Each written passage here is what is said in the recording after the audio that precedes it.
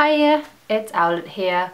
Sorry for the delay in Doctor Who review this week, but it has been a very hectic weekend, so I've only just had the chance to watch Doctor Who now, and I am also exceptionally tired, so this may not make as much sense as it usually does, but then again, when do I ever make sense?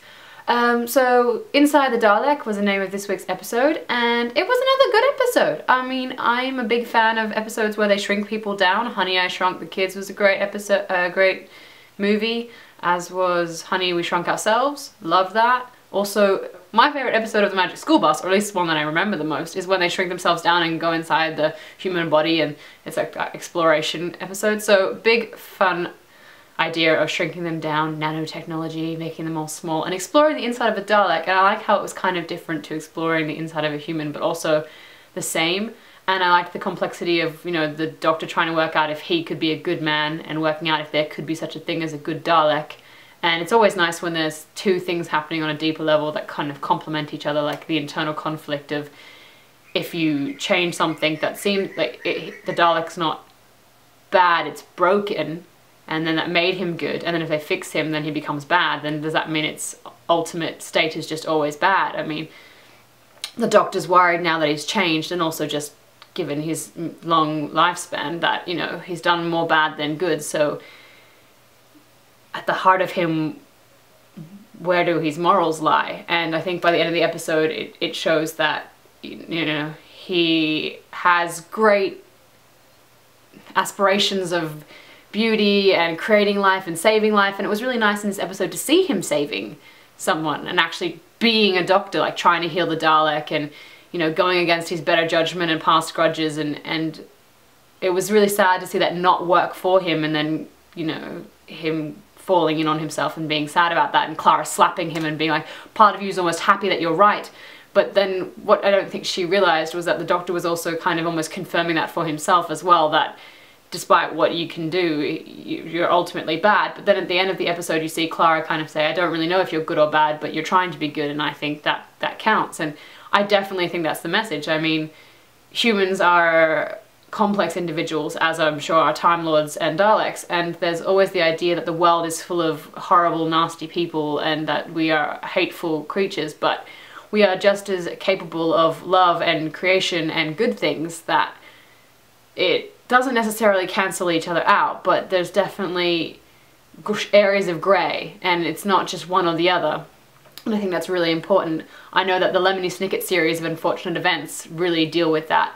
As the Baudelaires travel more and more trying to escape from Count Olaf, there's this great moment where it's the book where they're trying to escape from the circus, and they start to wonder if by lying and cheating and becoming almost criminals themselves, are they as bad as Count Olaf? And then it becomes a case of, well, you know, your level of badness is relative, but that's even in itself a terrifying concept.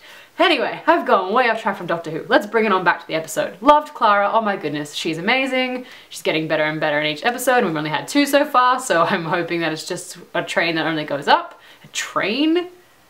A train that only goes up. I need more than 3 hours sleep. I'm so sorry, people.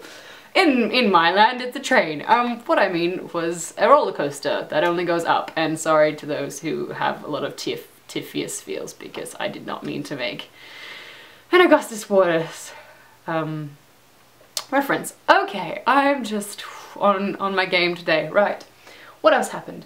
Thought it was really weird that the Doctor was like, I'm not going to take Blue with me because she's a soldier. I mean, the Doctor was essentially a soldier in the whole War Doctor sense, and maybe he just doesn't feel like they're good to take with him, but I just, that needed more explanation, to be honest. Felt a bit weird. I find it random that now Clara and, like, Mr. Pink had such a connection straight away, and everyone's like, oh, you're in love? Oh, wow, look at your face, look at your smile. That seemed very sudden and kind of out of nowhere, and I'm really hoping that Moffat's not going back on what he just said in the last episode with Clara. Why have Clara clarify to Madame Vastra that I've never ever had feelings for pretty young men, or I've never fancied pretty young men, and then have her fall for a man in the next episode? It's not saying that she can't be bisexual. In fact, if she is bisexual or pansexual or something other than straight outside of the heteronormative box, that's fantastic, but then explore that, because Moffat seems to have this tendency of making people come out with their sexuality and then overriding it or pushing it aside. And I'm all for the idea of people being more than their sexuality and the idea that sexuality is fluid, but he did it with River. He's done it a few times in Sherlock, like Irene Adler was gay, but mainly only showcased feelings for Sherlock. You hear about John Watson's sister who's gay, but you never see her. And then there's the gay, queer baiting. There's a lot of queer baiting in Sherlock where there's implied, but then they kind of constantly just deny their feelings for each other. So he does have the tendency to not represent the queer community as well as he should do. And I know what people will say, oh, but there's Madame Vastra and Jenny and they're a lesbian couple, and look, we had Captain Jack and stuff like that, and River was all over the shop. But there's a difference between representing one small party and actually representing everyone equally, or moving outside of just the you're either gay or you're straight umbrella. Like, there's a lot more to it than that, and I feel like in a world where people are aliens and you can go inside Daleks, it's not too hard to kind of clear that up or have better representation. But hey, that's a whole nother rant for a whole nother video. I'm getting really concerned about this whole heaven idea though. Seeing Missy again at the end of the episode, it makes me worried, because I really never enjoyed the episode The Beast Below.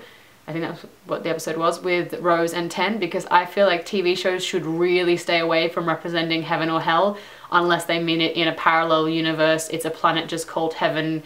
If you're trying to represent heaven or hell in a religious sense and link it to the biblical cliches, it usually falls short of what humans believe, and also it just becomes very subjective. I mean, everyone's idea of heaven and hell is greatly different, and even Supernatural, the TV show, really suffered when they tried to represent hell and showed Dean in hell.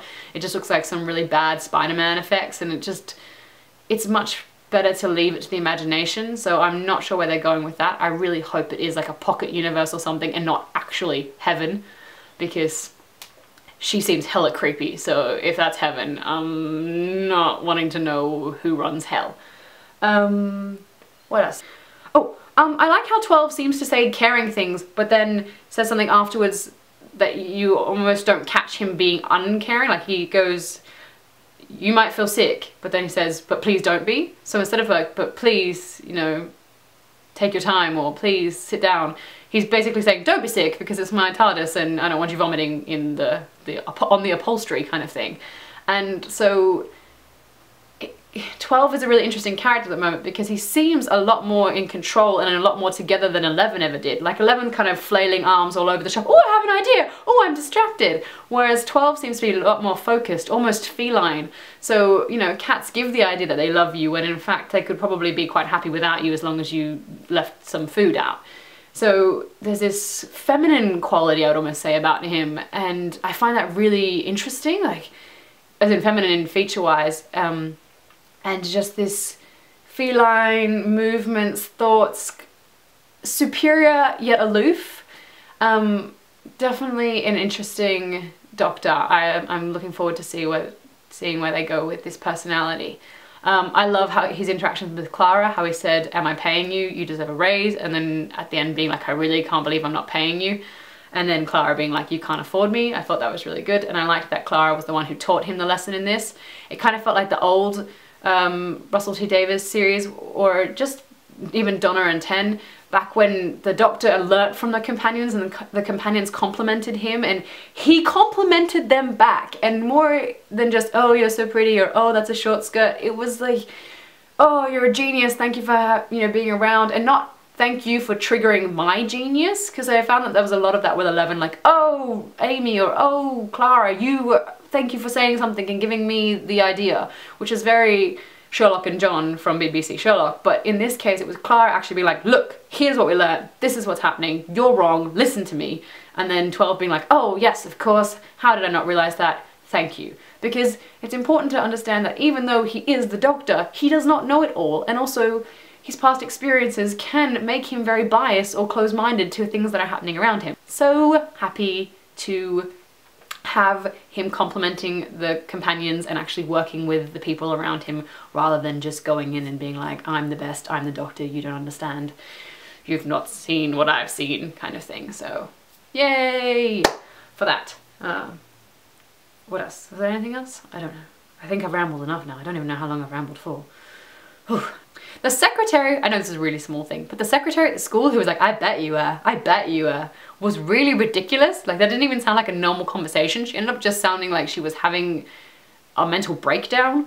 So I don't know what they were going for. Like, I guess they were trying to imply that Mr. Pink was a ladies' man, but what they just implied was that the secretary and everyone at the school is way too interested in the teachers' social lives. It was strange. It did not seem like a normal school or even a normal human interaction. I just didn't get what they were going with that. So yes, in summary, I liked it. I look forward to next week. Hopefully it won't be as delayed as this week, and I'll see you all on YouTube. I'm really enjoying the comments, so keep them up. They're great. Toodles!